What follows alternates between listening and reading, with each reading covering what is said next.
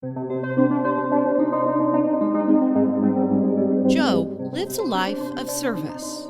The London mother has also been a foster mother for more than 2 decades. Been a foster carer for 24 years. During her free time, she's one of the women volunteers behind Scam Haters, a group on Facebook 24/7 after the founding member was targeted by scammers who noticed she was recently widowed. Instagram, to me, is worse than Facebook. Jo really took to the Instagram platform because she saw a huge, dangerous hole. It's a total scammer's playground. We'll talk about Instagram in a second. First, I want to just talk about you a little bit. Tell me your story. Where do you live? Kind of a little bit about yourself. Right, okay. I'm a mother of 2 boys. I've got 2 grandchildren, a 4-year-old boy and a 2-year-old girl. I live in London, sort of very close to Heathrow Airport. I'm married. I'm a foster carer. Been a foster carer for 24 years, but mainly looking after teenagers. Okay, how did you get involved with Scam Haters? It was actually quite weird. Well, one, I was talking to someone and they were actually pretending to be Steve Kaufman. I spoke to him for about 7 months before he actually tried asking for anything. But before he started asking anyway, he was asking for help with medical bills for his daughter. I sort of cottoned on any sort of that I think something wasn't right. You know, the normal, won't do a video call, that sort of thing. And then finally one day he decided to call. And as soon as he called, you could hear that Nigerian accent. Even though he totally denied it, he said it was because where he'd been deployed so long, where he was, you know, he'd got their accent. So I just played him along, I stringed him along. And then what happened? It was then all of a sudden he started trying to phone all the time. And I just decided then enough was enough. So I just told him, I said, why don't you just admit who you are, blah, blah, blah. He would never admit it. And I just said, okay, I'm just blocking you on everything. And that's what I done. That was actually nearly 2 years ago now. And did your husband know about him at the time? But no, because at the time my husband and I had split up. So my boys had moved out because they'd moved out to live with their partners. So Jo doesn't have a husband, and her 2 boys aren't asking any questions. They're not there to notice the signs that Jo is talking to a scammer online. So it was a bit like that sort of thing, you know. And so then how did you run across Scam Haters then? Well, that was ever so weird because it was only by chance I was on Facebook. And, you know, when you're sort of just scrolling through it and I saw this thing, Scam Haters. And I thought, what's that? And I started being nosy, started looking. And then I sent Ruth a message and it started from there. And then she was doing the Instagram page. I know she was having trouble with it. So I just asked her if I could take over, give it a try. And she agreed. And that's what I've been doing ever since. So you've been doing it for about 2 years now? Yeah, about 1.5 years now. Yeah. I'm not much on Instagram, so you're going to have to school me a little bit. It hasn't grabbed me like Facebook has. I think that is one of the problems. It's not concentrated on as much as what Facebook is. Yeah, Instagram, to me, is worse than Facebook. Really? It's a total scammer's playground. And why is that? Well, you can pick 10 accounts on Instagram. You can guarantee 9 of them are fake. Why do you think that is over Facebook? Because at least if you go on Facebook, you can find some real people. On Instagram, it's very hard. It is literally, I mean, we've nicknamed it the playground. You can go onto accounts and they're like what we call car parks. And you can go on them and none of the car parks are over 30,000 followers. And I would say out of that 30,000, over 20,000 of them are fake accounts. No one removes the accounts like they do on Facebook. So Instagram's got some catching up to do to Facebook. They've got a lot of catching up to do. Because Facebook's been around longer, right? That's right, yeah. And people know once they're on Instagram, it's quite easy to get someone off Instagram onto Hangout. Like on Facebook, it's more like the victim can turn around and say, no, we'll go through Messenger, which you're still connected to Facebook. So does Instagram not have a messenger? They do, but it's not very good. Okay. The scammers don't trust it. The scammers don't trust it. They don't trust it. They hate it. And that's why on there, they want to get you off their private messages within, say, 15, 20 minutes onto another platform to talk. Now, I see, though, Instagram being a little bit more of a challenge for the scammers because the user is probably a little bit younger than on Facebook. Well, not really, because a lot of people have left Facebook to go onto Instagram thinking it was safer. Because obviously Facebook got that bad name, so people were closing their accounts and going onto Instagram, not realising it's already a playground. So how it works on Instagram is they'll send you a message through the message system on Instagram and then try and get you to go somewhere else. Yeah, it'll either be Hangout. You can guarantee if they say come on to Hangout, it's a scammer. Hangout, Kik, or WhatsApp. Now, explain to people what those are. Hangout itself is meant to be closing anyway at the end of this year, but they're all free sort of platforms that you can talk on, and you can't report the person. You can block them, but you can't report them. So they know, I might get blocked, but my account's not going to get reported. Tell me some of the things that you've seen with people getting contacted on Instagram. Oh, mainly they will go for the older woman. They definitely will do that. Obviously, it's a lot of the military guys are being used because the women trust the military. They'll ask to follow you. You'll accept. Then I'd say within about 10 minutes is, hello, how are you? How's your day? The scammers are getting quite clever. They don't do this so much as hello pretty, which they used to do before, or hello dear. They seem to have got used to knowing that now people won't accept you if you say that. So they try to be like a general conversation. A lot of people on Facebook, they've heard so much about it. And obviously with the media, everyone has said Facebook, Facebook, Facebook. Instagram's not mentioned so much. I think the women sort of trust a little bit more, so they accept the request. The women are feeling safe. No, these platforms are not safe. You still got to be careful. A lot of the victims are probably just getting on Instagram for the first time. That's right. And because on Instagram, when you get a new account comes up, if you go to like the bottom of your, like who you've already got as friends, it comes up as new people. So I could look at someone, say me, and turn around and think, oh yeah, he looks okay. I think I'll add him because he's come up as your suggestions. You don't get that in Facebook so much. But here on Instagram, you're getting a great big line of suggestions of who to add. What are some things people can do on Instagram to keep themselves safe? Keep their account private, which obviously they don't on some of them. Most of the women, they don't understand sort of why keep it private. They're on there to show their photos. They can't see why they should have to keep it private. But it's like sort of we try to explain on Instagram, scammers will steal the women's photos. If it's a full body photo, they would take the woman's head and put it on a nude photo and then blackmail the woman with it. Good grief. That's what they do on Instagram. That has never been mentioned much on Facebook, but it's a big thing on Instagram. So you try to say to women, don't do a full body photo, but you can't stop them. They should be allowed to do it.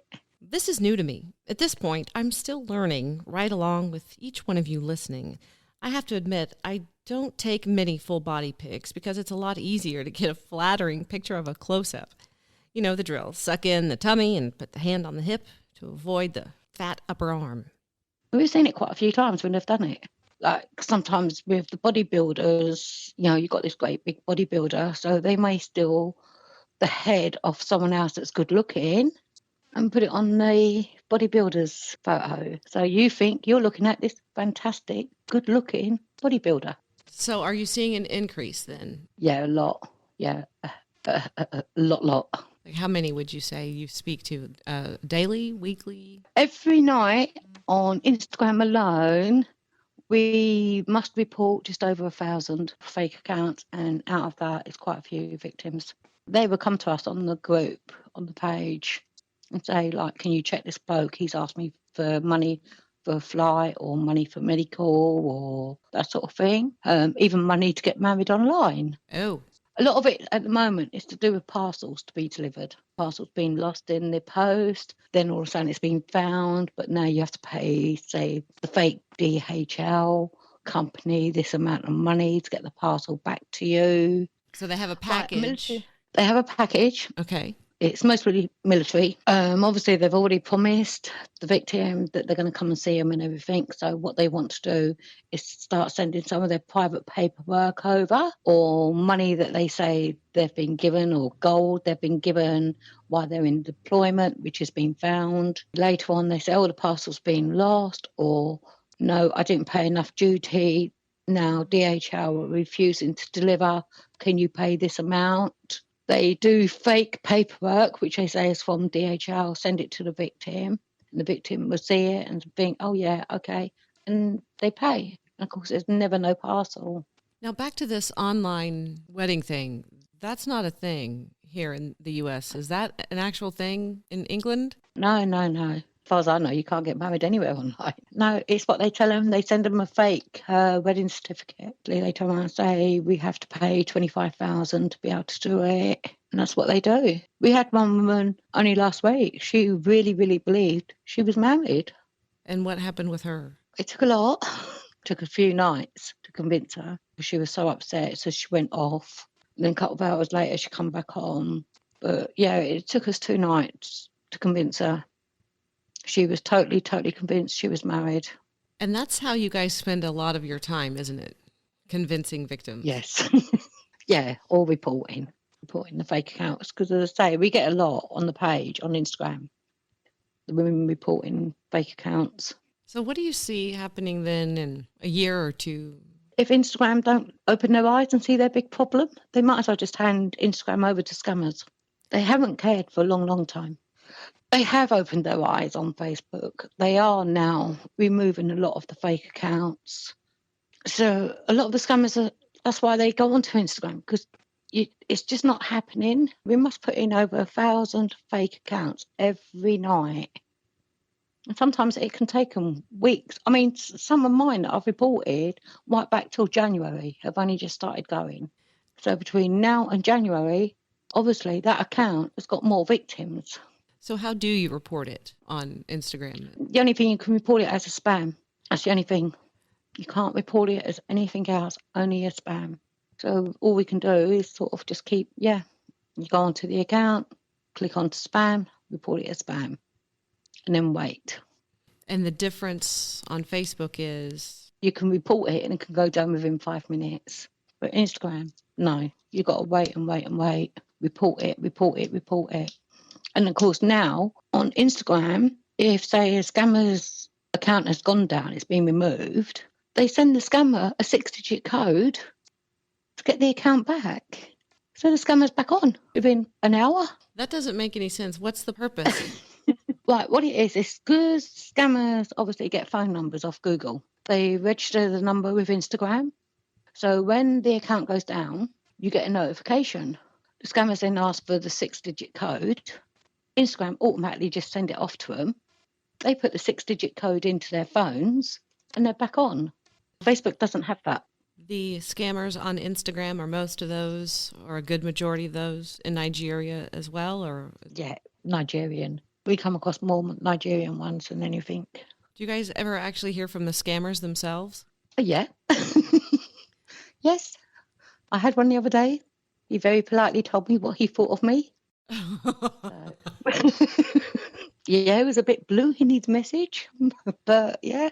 Do you ever have any who are actually honest and frank and upfront with what they're doing? You will get a scammer. He will reveal himself if he thinks he's not getting anywhere with the victim. But then he gives this sob story about how hungry they are, how they haven't got no money, even though they might be sitting there drinking their champagne as they're writing to you. I mean, we've had, I think, 5 today have revealed themselves. But because they knew they weren't getting any more out of their victim, they do that, and then you get the sob story. You know, I live on my own, my parents won't support me, I've got no money, we don't have no water. But they're most probably sitting there with their laptop, their mobile phones, drinking their champagne, which they do all the time. Because then obviously sometimes the victim falls for it. They don't care. They've got no heart. They don't care who they hurt.